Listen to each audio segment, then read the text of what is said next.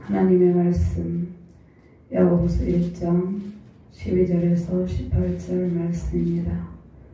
말씀을 찾으셨으면 교독하도록 합니다.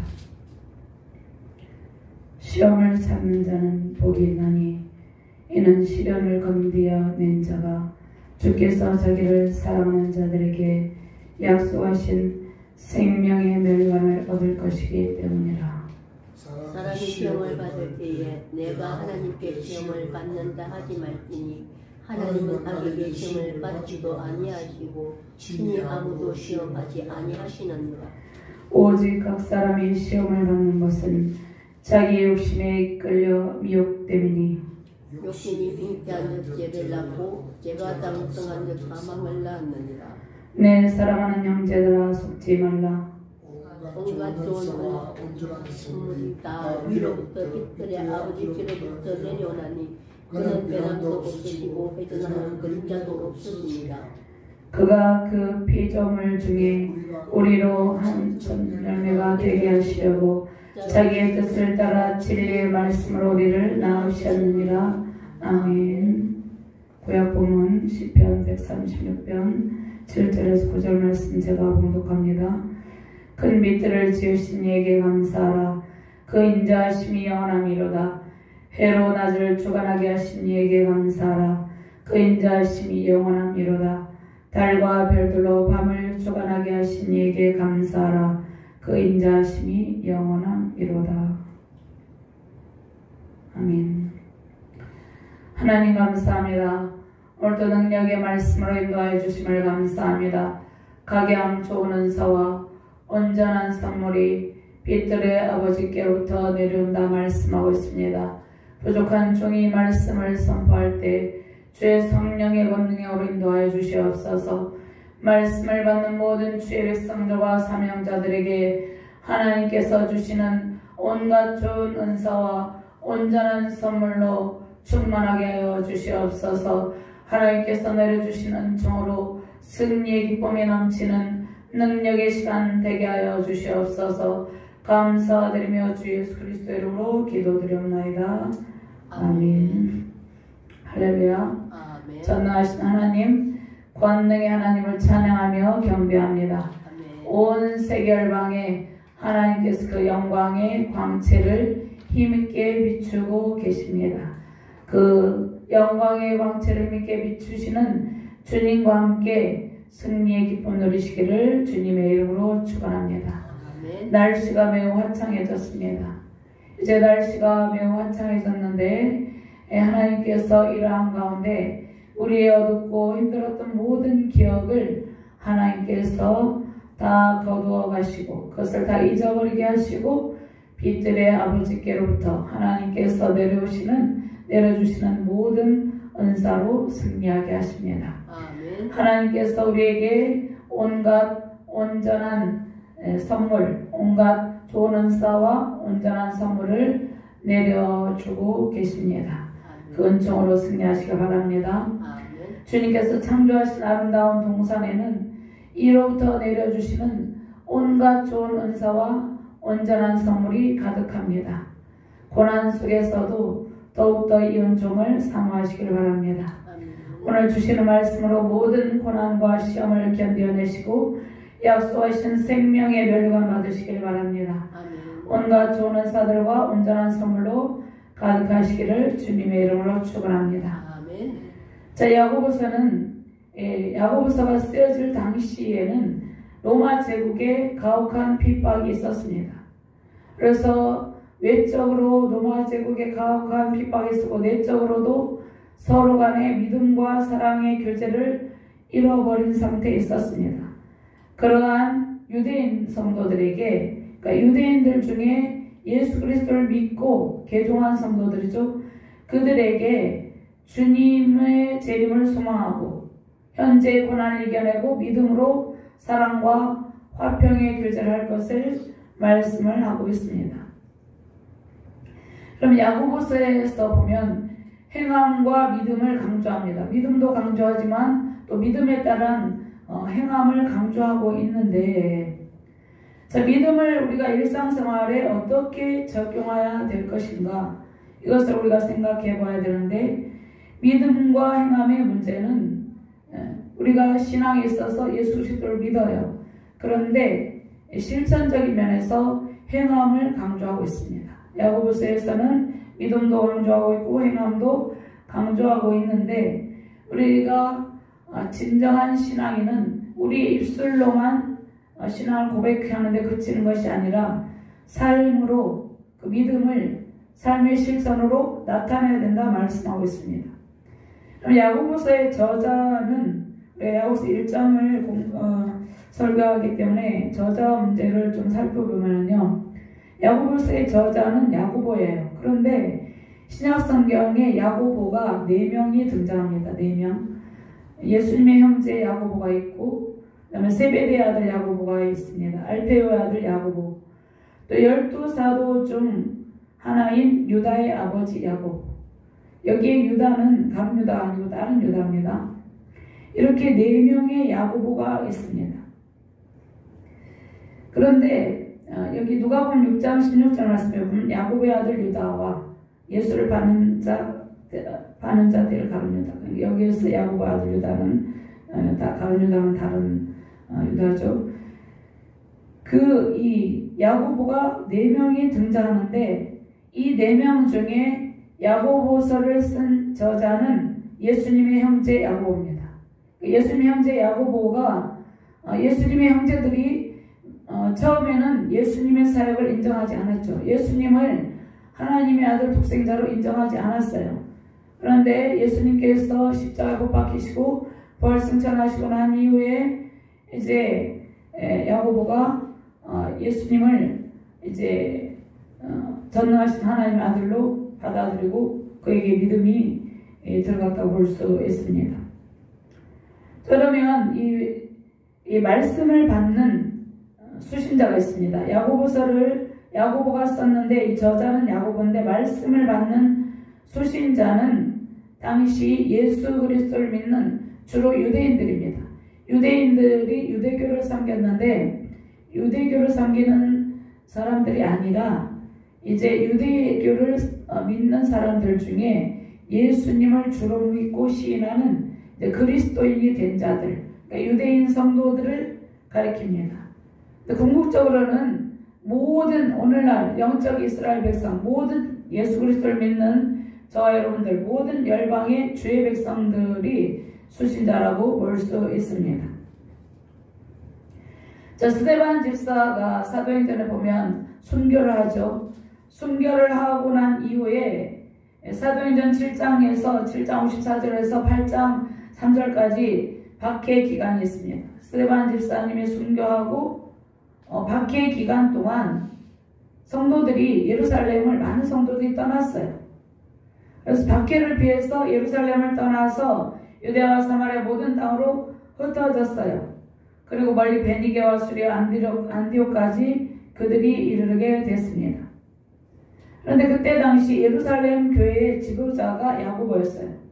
그래서 야고보가 한때 예루살렘 교회 성도들이 흩어진 유대인 성도들에게 이제 그들이 신앙이 어떻다고 했습니까? 행함이 없고 서로 사랑과 믿음이 식어진 상태, 외부적으로는 노아의 극심한 박해 가운데 있는 그러한 유대인 성도들에게 바른 신앙의 길을 걸어가게 하기 위해서 이 야고보서를 기록했다는 것입니다.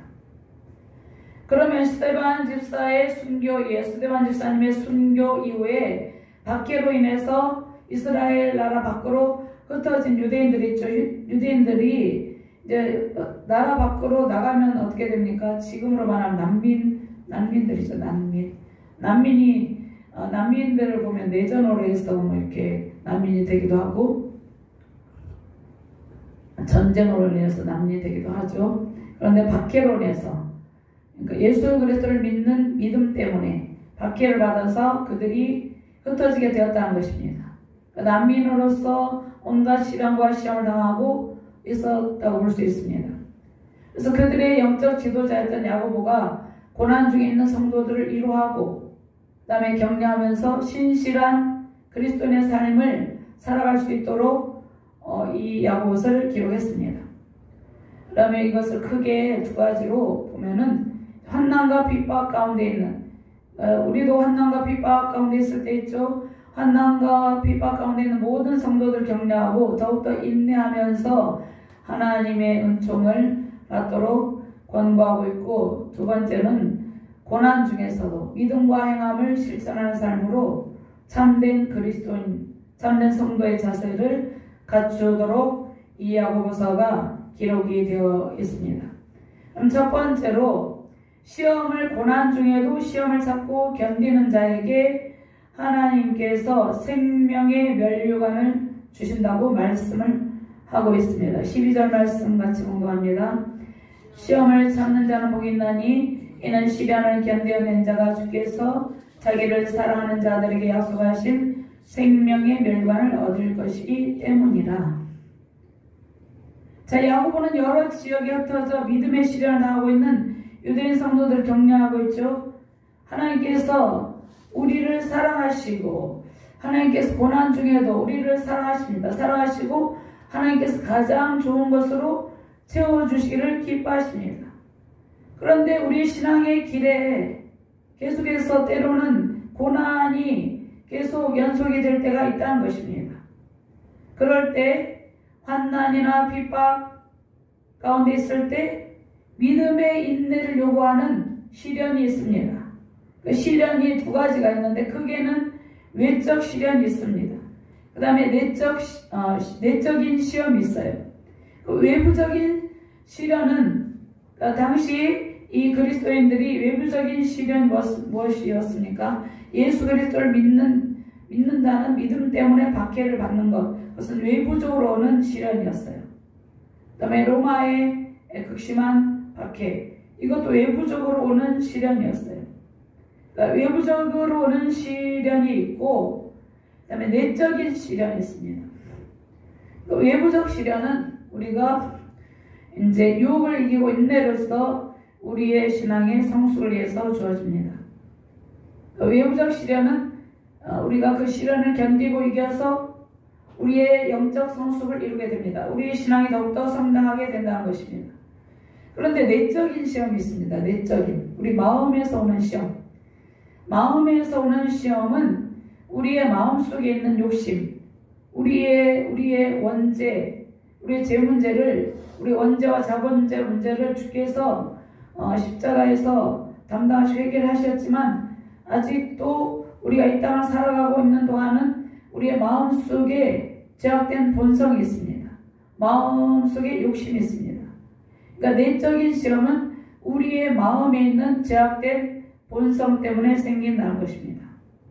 자, 그렇다면 우리는 어떻게 외적 시험과 내적인 시험을 이겨낼 수 있습니까? 자, 시험을 참는 자는 복이 있다 이렇게 말씀하고, 이것에 옳다 인정하심을 받은 후에 주께서 자기를 사랑하는 자들에게 약속하신 생명의 면류관을 얻을 것임이니라 이렇게 말씀을 하고 있습니다. 12절 말씀에 이렇게 말씀하고 있죠. 자, 주님께서 시험을 참는 자가 복되다고 말씀하십니다. 왜냐하면 약속하신 생명의 멸관을 받기 때문입니다. 자, 시험을 참고 견디는 것은 우리의 힘이 아닙니다. 우리의 힘으로 외부적인 극심한 시험을 참고 견딜 수가 없죠. 우리의 힘이 아닌 하나님의 지혜와 능력으로, 또 우리가 시련을 당할 때 예수 그리스도께서 당하시는 고난에 적극적으로 참여하는 신앙의 자세가 필요하다는 것입니다. 인내하면서 우리가 그 시련을 피하는 것이 아니라 정면으로 돌파해 나가는 자세가 중요하다는 것입니다. 우리가 외부적인 고난을 와요, 시험이 와요. 근데 그것을 피해서 그냥 가만히 있는 것이 아니라는 것입니다. 참고 인내하며 견뎌낸다는 것입니다.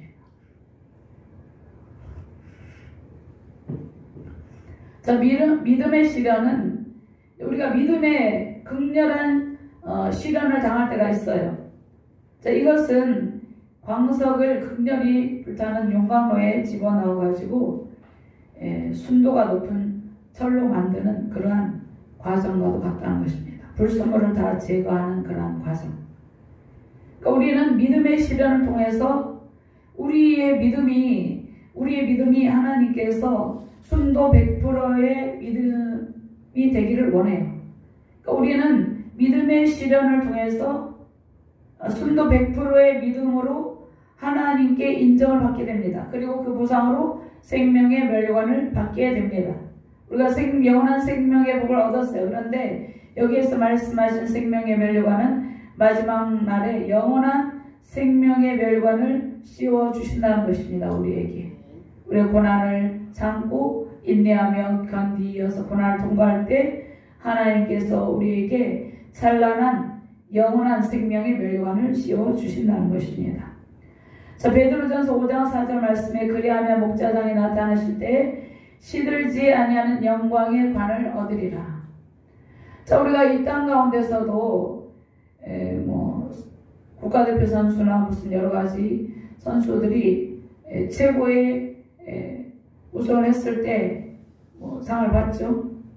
예전에는 관을 씌워주고 월계수 관을 씌워줬죠. 그런데 이 땅 가운데서 받는 상은 없어지고 소멸되죠. 영원하지 않죠. 그런데 우리 주님께서 씌워주시는 영광의 관은 시들지 아니한다 이렇게 말씀하고 있습니다. 영원토록 찬란하게 빛난다고 말씀하고 있습니다.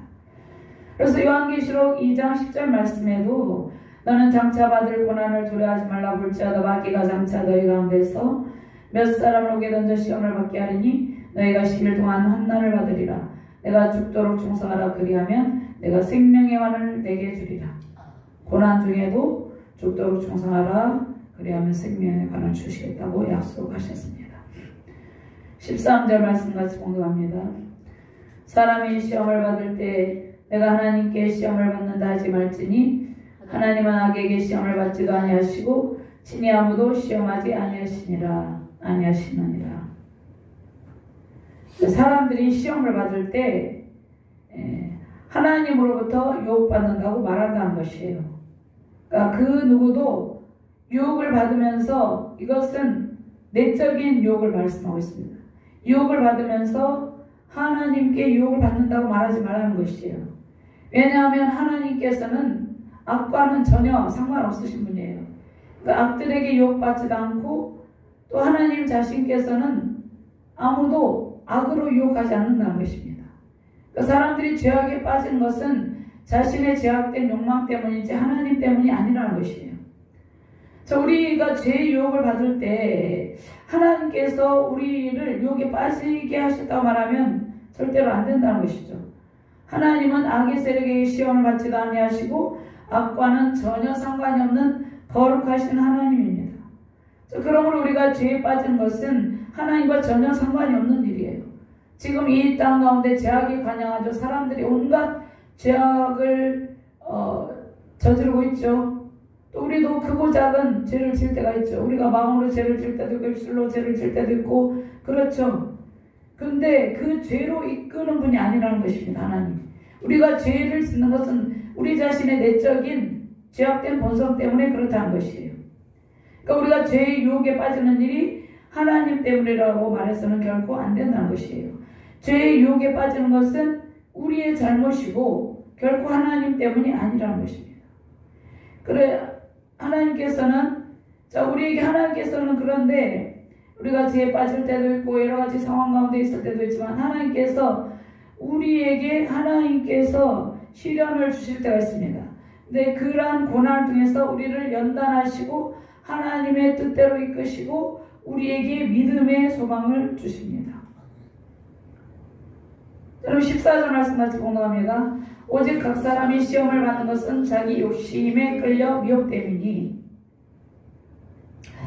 오직 각 사람이 시험을 받는 이유는 자신의 욕망에 끌려 유혹을 받아 시험을 받게 된다는 것입니다. 인간이 죄의 유혹을 받게 되죠. 이 땅 가운데 수많은 사람들이 죄의 유혹 가운데 있죠. 근데 유혹의 근원은 외부적인 데서 유혹이 있어요. 그런데 이것은 우리 자신의 내적인 근원을 살펴봐야 된다는 것입니다.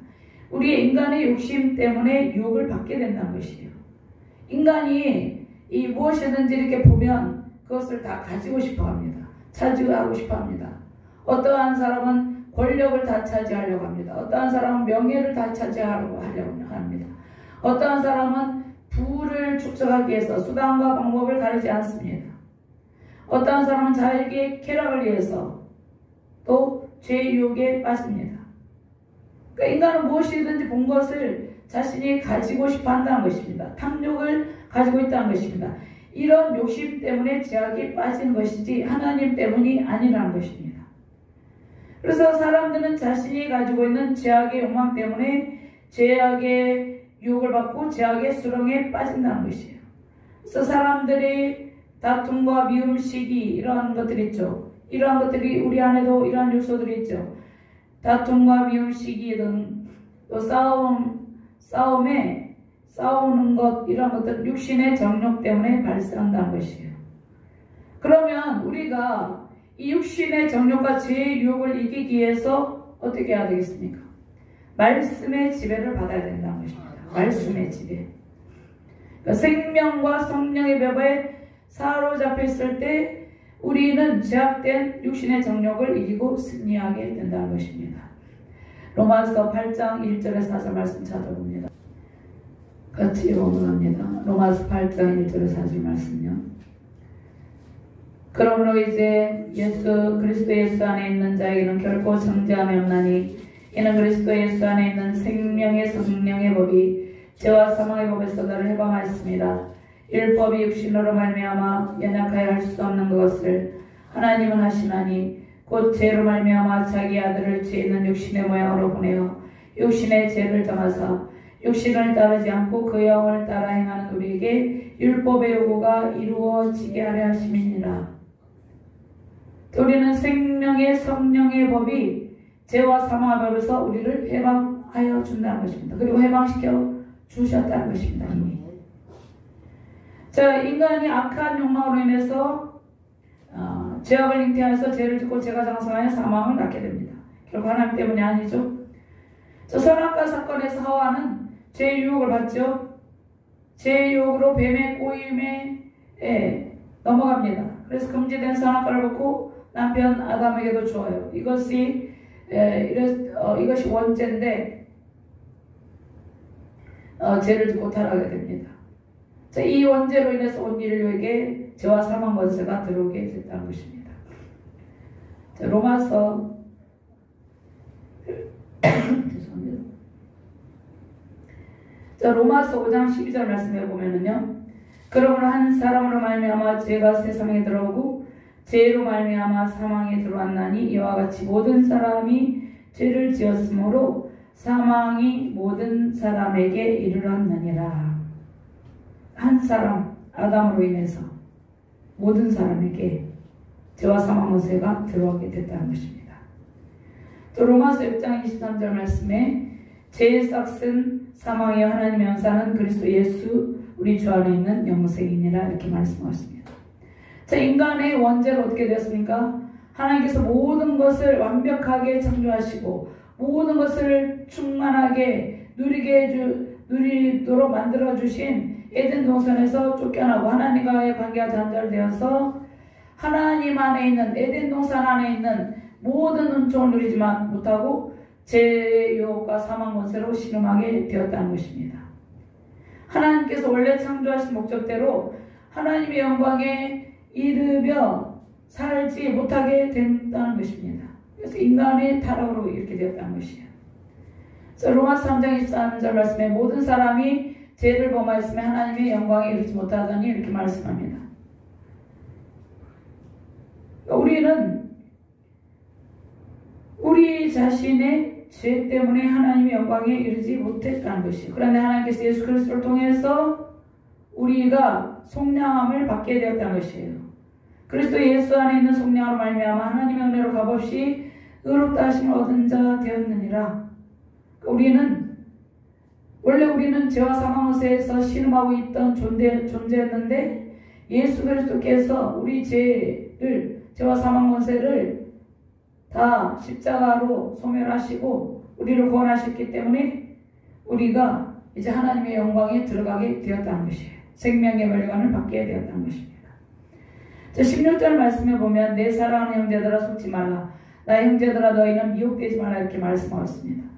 사랑하는 형제들은 누구입니까? 야고보로부터 사랑을 받는 성도들이죠. 흩어진 유대인 그리스도인들이죠. 그리고 오늘 말씀을 주신 분은 하나님이죠. 궁극적으로 그러니까 모든 택한 백성들이죠.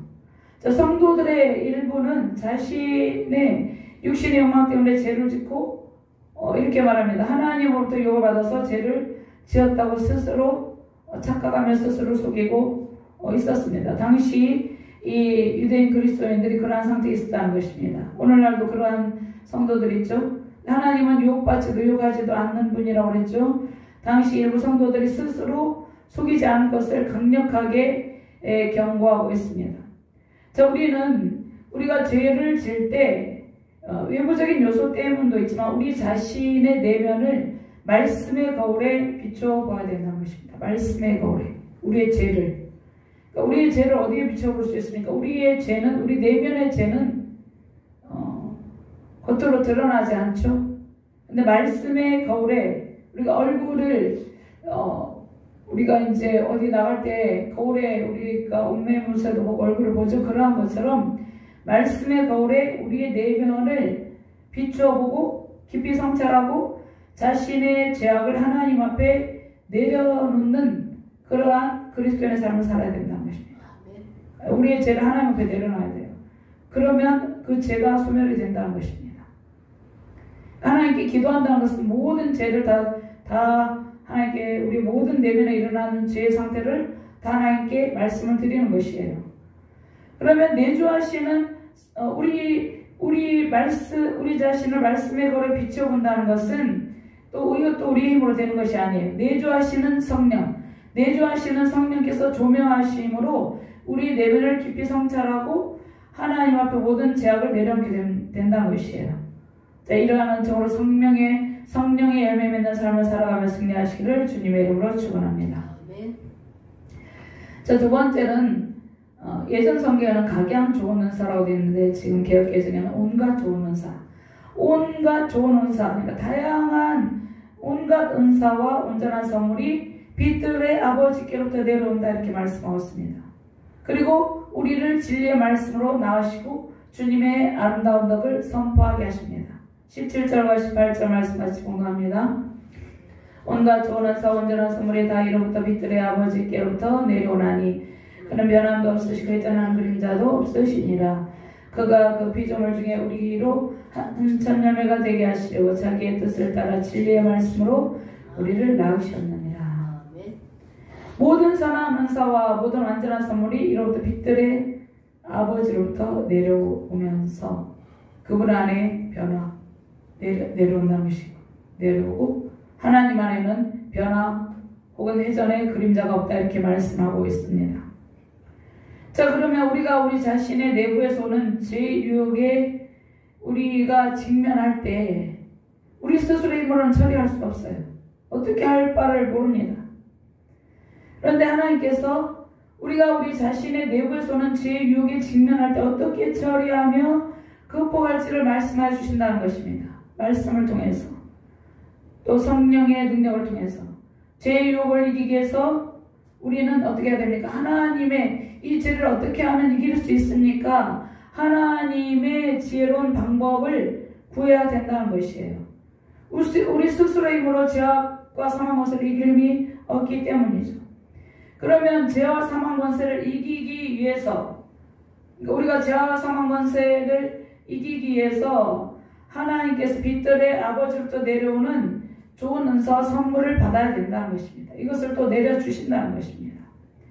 하나님께서는 또 외부에서 닥쳐오는 시련을 어떻게 극복할지도 우리에게 말씀해 주시는데 외부적인 시련을 견디고 이기기 위해서도 하나님의 지혜로운 방법을 구하고 하나님의 능력을 받아야 된다는 것입니다. 우리는 외부적인 시련, 내적인 유혹, 이 모든 것을 이길 수 있는 힘을 하나님께로부터 공급을 받아야 된다는 것이에요. 우리가 이 세상에서 죄와 사망 권세를 이기고 내적인 시험, 일적인 시련을 견디고 이기려면 각양 은사들이 필요하다는 것입니다. 온갖 좋은 은사들이 필요하다는 것입니다. 그리고 하나님께서 우리에게 이미 예수님 그리스도를 영접했을 때 영원한 생명의 복을 선물로 주셨죠. 근데 이러한 영원한 생명의 복을 선물로 주셨다는 것에 대한 확실한 믿음을 주시고 우리가 믿음을 지키며 살게 하신다는 것입니다. 자, 우리가 예수 그리스도를 믿기 이전에는 죄와 사망 권세에 끌려다녔어요. 어떻게 할 바를 몰랐어요. 근데 우리 예수 그리스도를 믿었죠. 그러면 우리가 때로는 죄를 지키도 해요.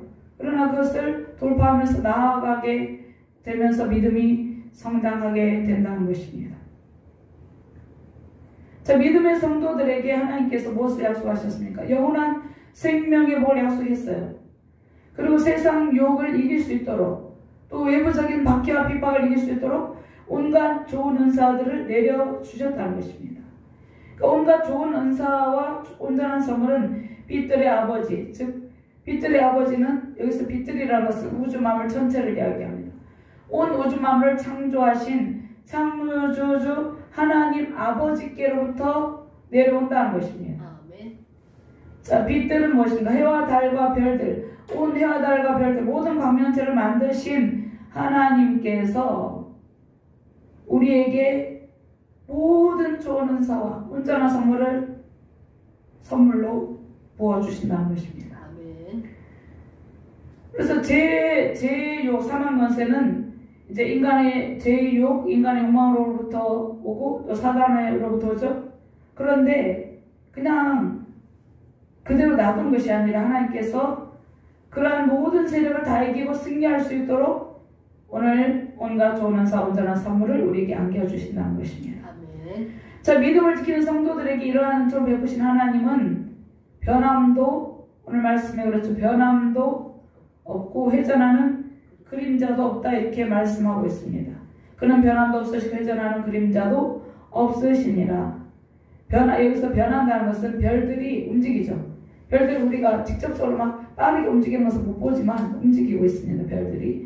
별들이 움직이고, 회전하는 그림자는 전체들이 움직이면서 그림자를 나타내죠. 그림자를 나타내는 것을 의미합니다.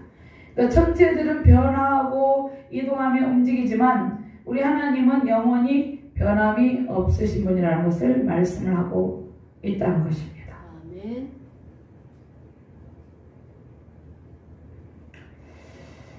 자, 그러면 하나님께서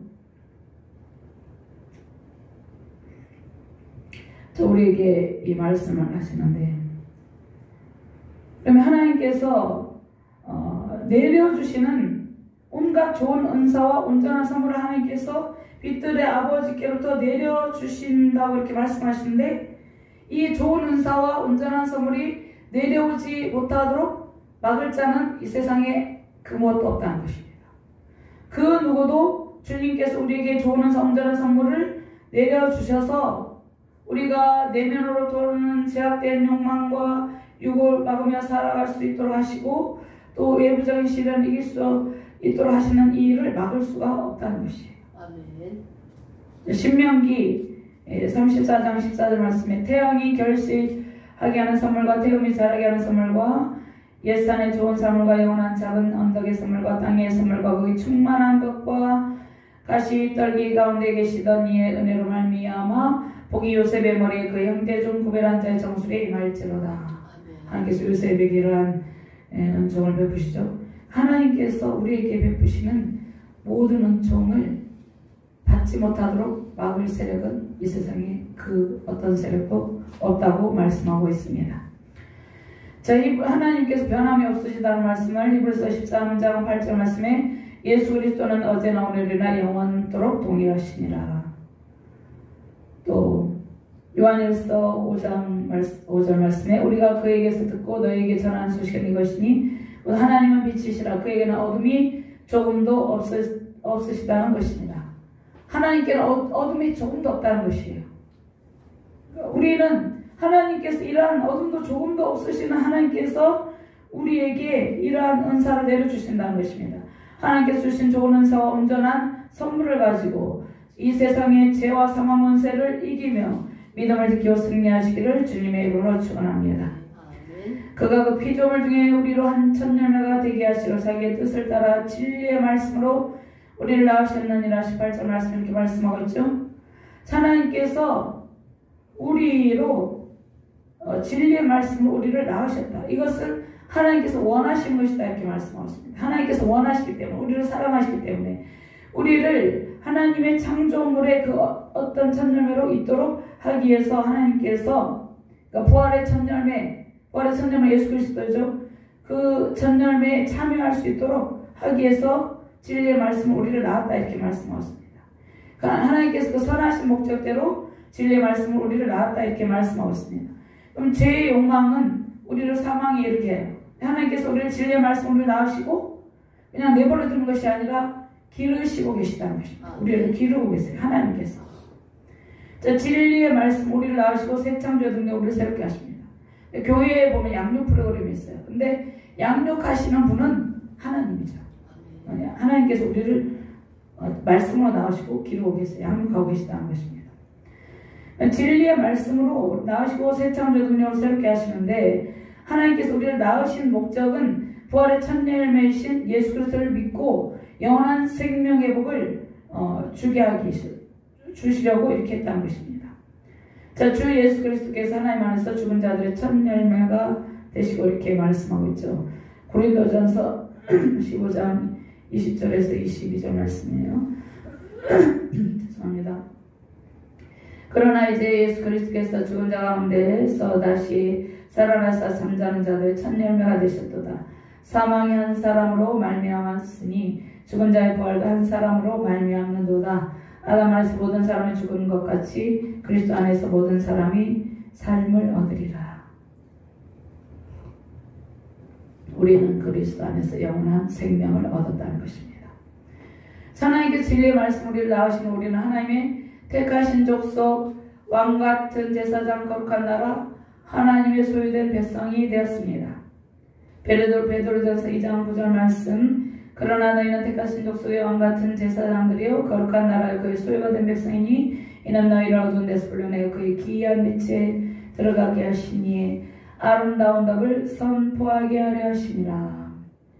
하나님께서 진리의 말씀으로 우리를 낳으셨죠. 그 목적이 무엇입니까? 영원한 생명을 주시고, 그 다음에 이전에 말씀하신 무엇입니까? 하나님 택하신 족속 왕같은 제사장, 거룩한 나라, 하나님의 소유된 백성이 되어서 하나님의 아름다운 덕을 선포하게 하기 위해서 이렇게 하셨다는 것입니다. 하나님께서 세상에서 하나님의 거룩한 백성으로 하나님께서 우리에게 온전한 은사와 선물을 주셨는데, 좋은 은사와 선물을 주셨는데, 그리고 이러한 것들을 하나님께서 이런 것도 주셨죠. 그래서 우리에게 영원한 생명의 복을 누리게 하신 이 아름다운 덕을 선포하는 사명을 우리에게 주셨다는 것입니다. 하나님께서 온갖 좋은 은사와 온전한 선물을 우리에게 주셨죠. 이 주신 것을, 그리고 우리는 생명의 복을 누리고 있죠. 이것을 많은 이 하나님께서 하신 이 아름다운 덕을 많은 사람들에게 선포해야 될 사명이 저와 여러분들에게 있다는 것입니다. 하나님께서 주신 온갖 좋은 은사, 온전한 선물로 순결한 믿음을 지키며 어린 양 예수 그리스도를 따르시기를 주님의 이름으로 축원합니다. 요한계시록 14장 4절 말씀에 보면 어린 양이 어디로 인도하든지 따라가는 자며, 또 이 사람들은 여자도 더럽히지 않아 순결한 자라. 우리는 세상의 죄의 유혹에 물들어서 더럽혀지는 것이 아니라 순결한 믿음을 지키며 어린 양 대신 예수 그리스도가 이끄는 대로 어디든지 따라가는 주의 자녀들이라는 것입니다. 자, 우리가 주님께서 주신 이 아름다운 덕을 선포하는 사명을 감당하게 될 때 온 세계 열방에 구원의 강물이 넘쳐나게 될 것입니다. 온갖 좋은 은사와 온전한 선물을 주신 하나님의 아름다운 덕을 선포하며 영원한 생명의 기쁨이 세우신 가정과 교회와 열방 가운데 임하시기를 주님의 이름으로 축원합니다. 하나님 감사합니다. 하나님께서 우리에게 온갖 좋은 은사와 온전한 선물을 주시고 진리의 말씀으로 우리를 낳으셨다 말씀하고 있습니다. 하나님께서 우리에게 하나님의 아름다운 덕을 선포하며 영원한 생명의 복을 누리게 하셨다 말씀하고 있습니다. 이 은총을 누리며 열방의 하나님의 아름다운 덕을 선포하며 승리 영광 누리게 하여 주시옵소서. 감사드리며 주 예수 그리스도 이름으로 기도드리옵나이다. 아멘.